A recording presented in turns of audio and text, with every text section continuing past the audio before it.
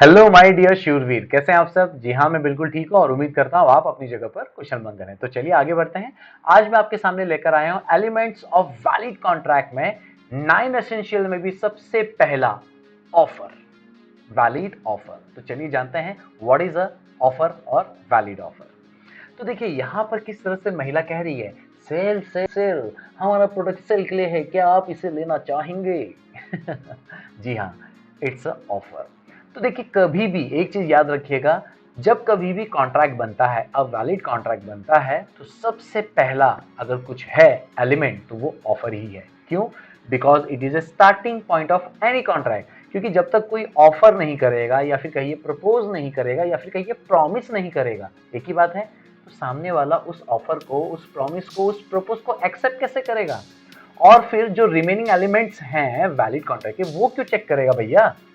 तो सबसे पहला हिट पॉइंट क्या है? ऑफर है, ये याद रखिएगा। ठीक है, अब जो कोई भी इसे ऑफर करेगा, जिस तरह से ये महिला कर रही है, तो इसे हम कहेंगे ऑफर या फिर प्रॉमिसर या फिर प्रपोजर।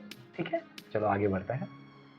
अब ये जो ऑफर है, आई मीन जो वैलिड ऑफर है, it may be expressed offer और it may be implied offer. सबसे पहले एक्सप्रेस्ड ऑफर को समझते हैं।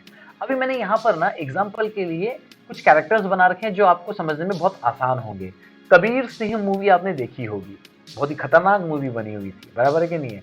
तो उसमें एक बहुत famous character of course Kabir और उसका फ्रेंड शिवा काफी फेमस हुए थे। तो हम यहाँ पर कबीर और शिवा को एग्जाम्पल में रखते हैं, बस आप इमेजिन करके रखिए।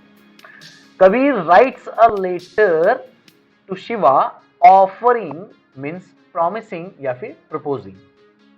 प्रपोजिंग मतलब क्या, आगे देख लेना, ऐसा कुछ भी नहीं सोचने का। Kabir writes a letter to Shiva offering to sell his apartment in Chembur for ₹6 crore. अभी आप मुझे बताओ, अपार्टमेंट सेल करने का 6 करोड़ में किसने ऑफर किया? सर कबीर ने किया। किसको किया? शिवा को किया, डजंट मैटर, लेकिन किसने किया? कबीर ने किया। अभी आप मुझे बताओ, क्या अपार्टमेंट सेल कर सकते हैं? ऑफ कोर्स कर सकते हैं, ठीक है। अब मुझे बताओ, writing a letter, it is a kind of expression और नॉट? यस, तो इसीलिए कहा गया it is an expressed offer. क्यों? क्योंकि इसको लिख कर बोला गया है। इज दैट क्लियर और नॉट?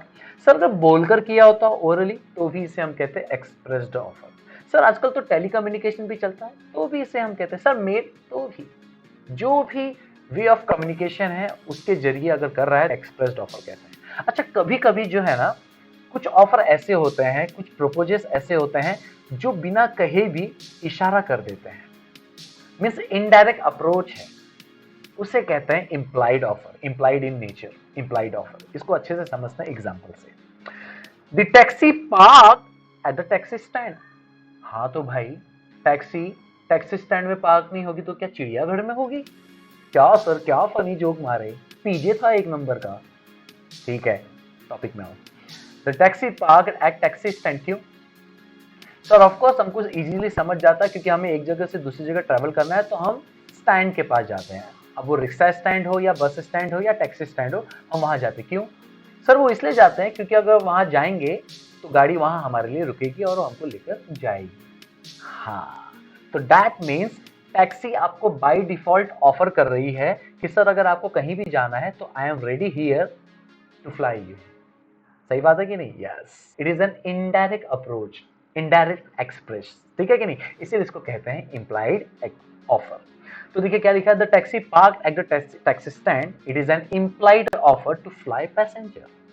ठीक है कि नहीं है? रिक्शा स्टैंड में हम जाते हैं तो क्या करते हैं, सीधा उधर बैठते बोलते भैया यहाँ चलो। क्यों? क्योंकि हमें पता है कि रिक्शा स्टैंड में रिक्शा जो है वो क्यों है, वो एक पर्टिकुलर जगह से दूसरी पर्टिकुलर जगह तक हमको लेकर जाएगी। तो इसलिए यहाँ पर लिखा है it is a implied offer to fly passenger. So I believe you understood very well. चलो आगे बढ़ते हैं। A valid offer can be made to individual, group, public at large. जी हाँ, एक अकेले को अगर आप ऑफर कर रहे हो तो इंडिविजुअल। इसका एग्जांपल हमने कबीर का देख लिया था। कबीर किसको ऑफर कर रहा था? केवल और केवल शिवा को।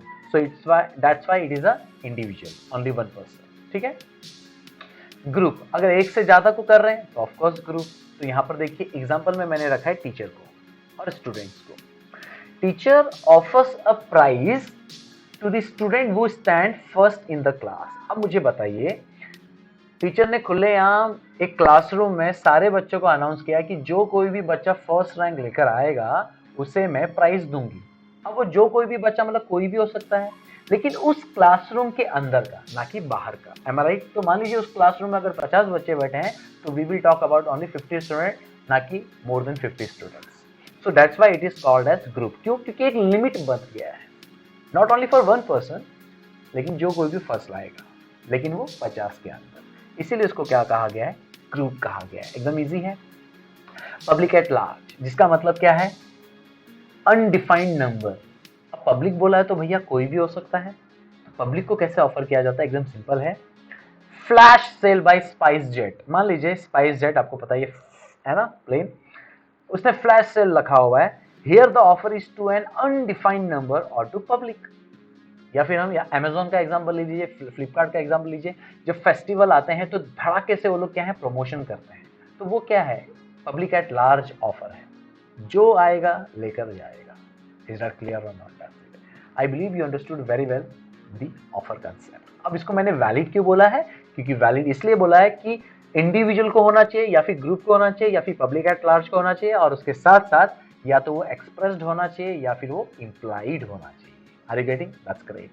So I believe you understood very well the first element of valid contract, that is called valid offer. तो मिलते हैं अगली बार, तब तक के लिए हौसले बुलंद, कामयाबी तुरंत, because attitude matters but positive. Thank you.